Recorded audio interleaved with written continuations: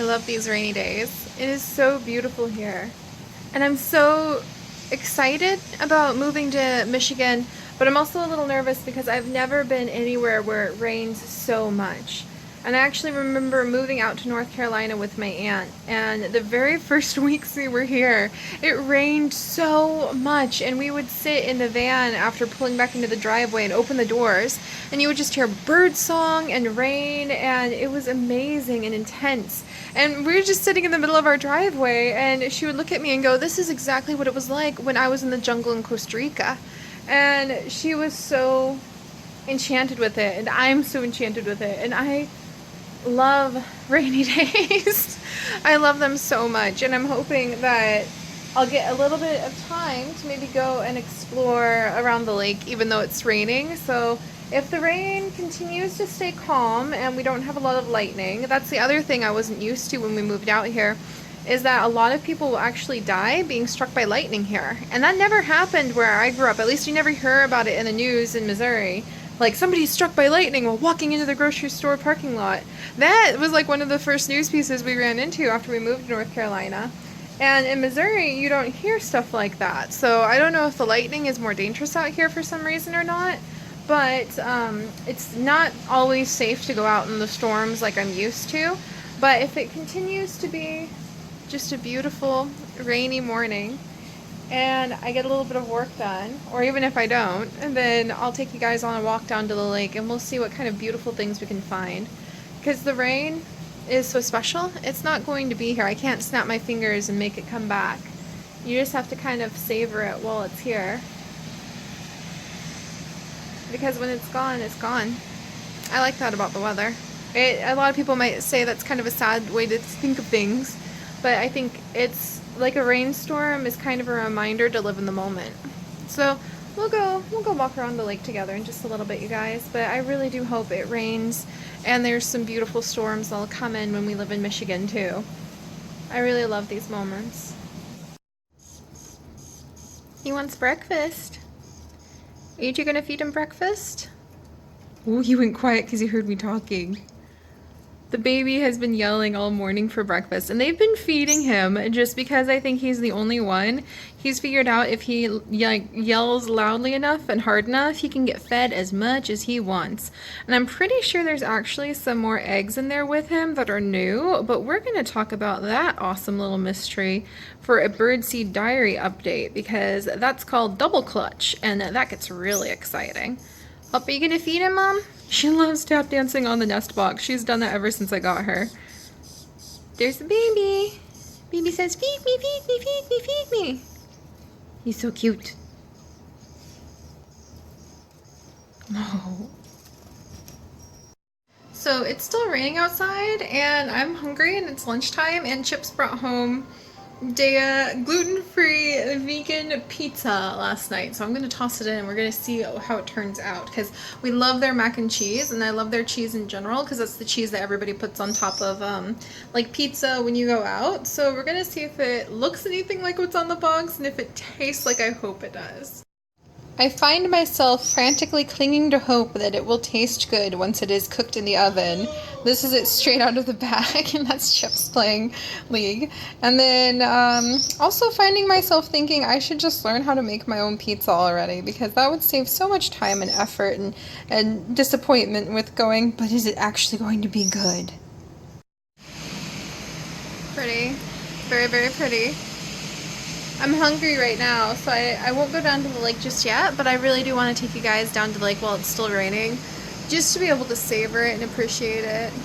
Plus, you think about things a little differently when you know, like, in 2 months, I'll be saying goodbye to this place, and that doesn't hurt my heart the way it did before we went to Ann Arbor anymore. It doesn't make me feel that squeeze of, like, panic and fear.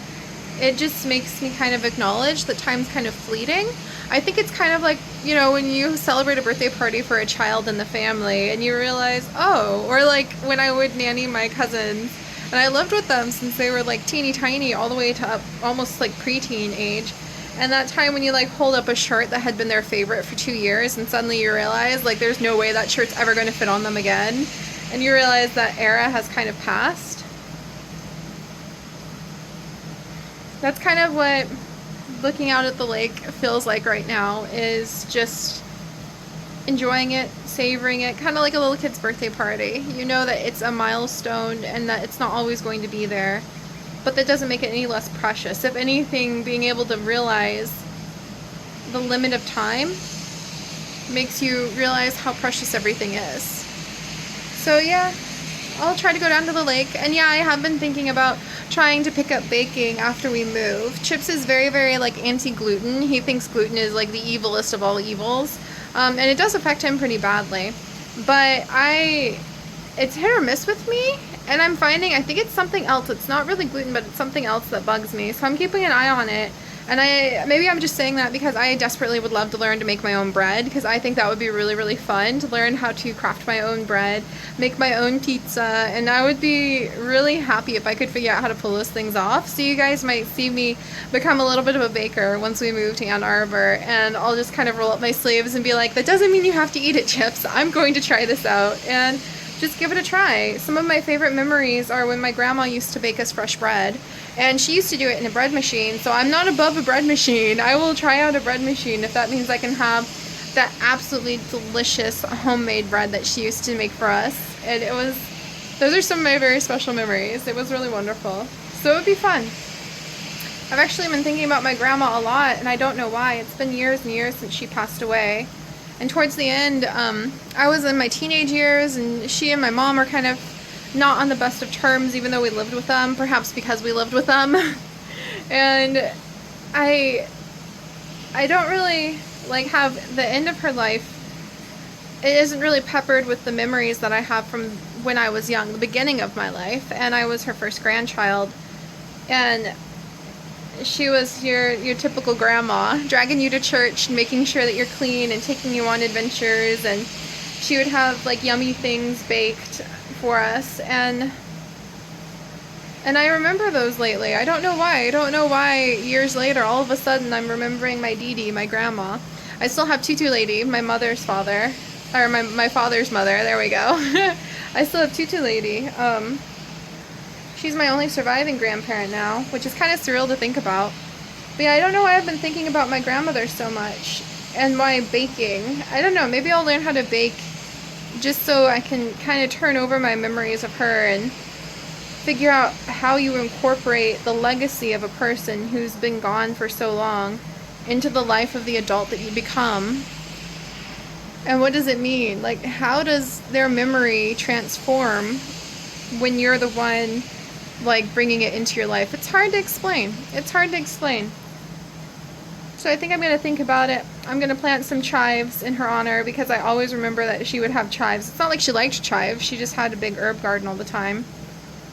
But I've been thinking I'll start a pot of chives in her honor on our deck because I would love to have a good herb kitchen garden. Like, that would be wonderful. And maybe I'll start learning how to bake. And maybe I just need that little experience to kind of figure out what my memories of her mean for me now. So there's just my thoughts for the moment, but for now I'm gonna go back inside and just monitor my frozen pizza. And we'll save making vegan pizza from scratch at home for another day and another adventure. Verdict is not bad. It's not bad. I wouldn't say it's great either, but it's pretty good if you're looking for something that's both vegan and gluten-free in the frozen pizza section, so it gets definite points for that. And the roasted vegetables taste really, really, really like roasted vegetables. We already ate most of it. This is the last piece left, and I remembered I hadn't told you guys like how it turns out or what it tastes like. But I would definitely say that like the one I get from Mellow Mushroom is a lot better when I do splurge on a pizza like that, and that makes me just realize I want to learn how to do it myself. So that's going to be another fun project to work on in the future, is just learning how to bake myself and make pizza myself and make it vegan, and then even throw in a gluten-free twist for chips now and then. So that would be really fun. And the good news is I got the Warrior Cats episode for the day written while I was waiting for the pizza to bake. So finally, focus. If anybody ever asked me, Siri, what's the key to being a successful YouTuber? I would say it's multitasking, using every ounce of your time. While I was baking the pizza, I was processing the vlog from yesterday and writing Warrior Cats while like making a fresh cup of tea, so my voice will be taken care of so that I can continue my work. It's multitasking, you guys. That's how you have like your key to success, and then just like consistency. Those are like the two biggest things, and just being a good person. I feel like those things can be a solid foundation to carry you forward. So all right, time to record Warrior Cats.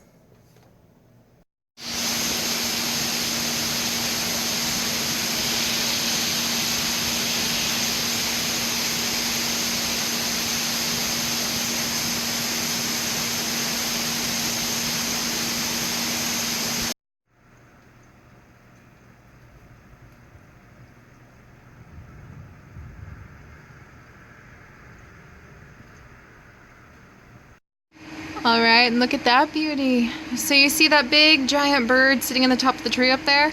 That is actually not a hawk. That is on the same tree. This is actually the branch right there. Oh, bye crow.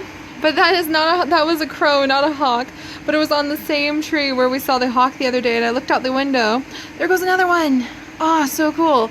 And I thought, oh man, look at the giant hawk sitting in the tree. But no, those are two crows. They fly around here, and every now and then they will chase off some of the other big birds like the owls or the hawks. And they'll even fuss with the bald eagles. They really don't like when the bald eagles show up. But I think they're pretty darn amazing. I think those are either ravens or crows. I'm going to have to look it up. But that's why I love this tree off the back of our deck right here. Because I can see so much from here. So many birds of prey and the big birds. And it's fascinating because the longer you watch them, the more you realize that they have an entire community that is very thriving and active right over your head. And they have rules, they have boundaries, they have territories, they have ways that different bird species will interact with one another. And it's fascinating to watch. And I'm getting ready to record the update vlogs and maybe do a little bit more work tonight, but I'm getting a little bit worn out and I really want to be out in the green. And I'm beginning to realize that there's always going to be people on the main channel, because it's mostly younger viewers too, who want more and more and more and more and more. And I always am going to wish I had more to offer. But man, is it hard to admit that sometimes there's just a wall to what you can provide for what's actually there inside of you and what's physically possible of producing every day. And it's really hard to explain when you do something that's creative like this, where the energy is used up, because it's not physical energy. It's not like you went on a whole bunch of walks today, but it's something else. And I don't know, I'll get back to you guys as I start to understand where the energy comes from to produce the content that I do. Content sounds so weird. To tell the stories that I do and the work that goes on behind the scenes with getting them there. And I don't know, I think it just comes back to that green energy thing I was talking about like a few weeks ago in our vlogs, of just figuring out what it is that you need just as badly as other people need, like food and water and air. What is it that you need that's also a force in your life that way? And for me, it's definitely being out here in the greenery. And I'm so excited because now when I'm out on the deck, all I can really start thinking about is like, what is it going to sound like on our Ann Arbor deck? Is it going to be quieter because we won't have the air conditioning units for the apartments right next to us? Am I going to miss the roar of the lake, the overflow after the rain? When the overflow we have right down here sounds like a waterfall as the water pours down it and the herons cluster around the bottom of it to fetch the fish that slip in. And am I going to miss being so up high and out on the deck at the same time? Because we'll just have, when we move, we will only have windows that look out this high and the deck will be on the ground level. Am I going to miss that? Probably. Probably. But for now I can appreciate it and love it. So yeah, really cool. Big giant crows flying around. They're really fascinating birds. I really, really like them. And lots of rain. Oh, that was what I was going to tell you guys. So we're in the middle of Tropical Storm Bonnie right now. And so we're going to have rain all of today, all of tomorrow, I think some of Tuesday, Wednesday. It's going to be like all of the early week. The the Memorial Day weekend is basically going to be full of rain because of Bonnie coming through. And I think that's amazing. I love it here. Look at this, you guys. It's just beautiful.